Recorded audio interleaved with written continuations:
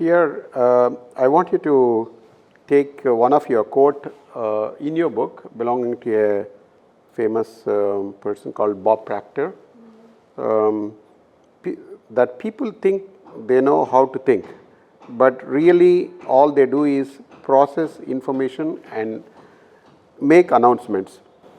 Yeah. You also say that in many ways we are hypnotized a lot. Yeah. What is the ideal way to actually think and how do we get there? So the ideal way to think is you look at the solution, right?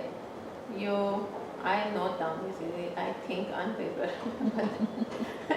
Let's say you think on the head.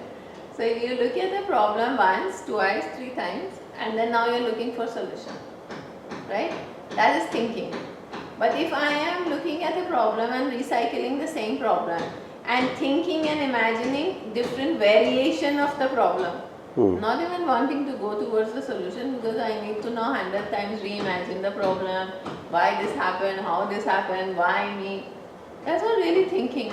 That's recycling an information and I do not like because it helps me to keep occupied, not take responsibility to change it, you know. So that's like recycling your problem, it's not thinking.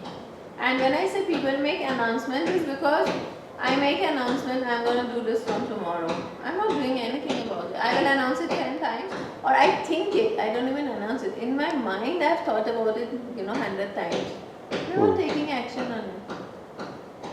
So, what is the point of thinking this way? This is what 90%, 95% people are doing. They're just recycling an information they do not like to find a way to blame someone else for the problem and not take accountability. That's why I say most people don't know how to think. That's why the large organizations have people playing more time victim card than actually thinking. So playing victim card is also in a way of to avoid thinking. And a leader should be able to trust.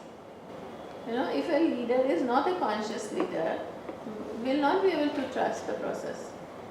Will want to micromanage everything. And then when you give me a work but you don't trust I can do, it's like the compassion thing I spoke. You're not giving me the opportunity to actually try even. Every 5 minutes you're telling me, but I think you should do it this way. Why did you do it that way? What if? And I'm like, okay, then let him do it. I can't do it. So that's when leader is becoming a victim.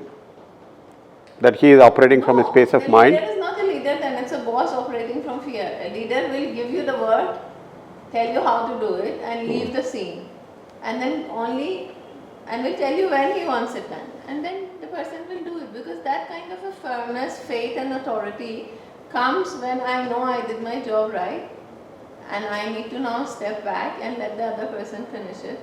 And I will wait, having faith that the person can finish it.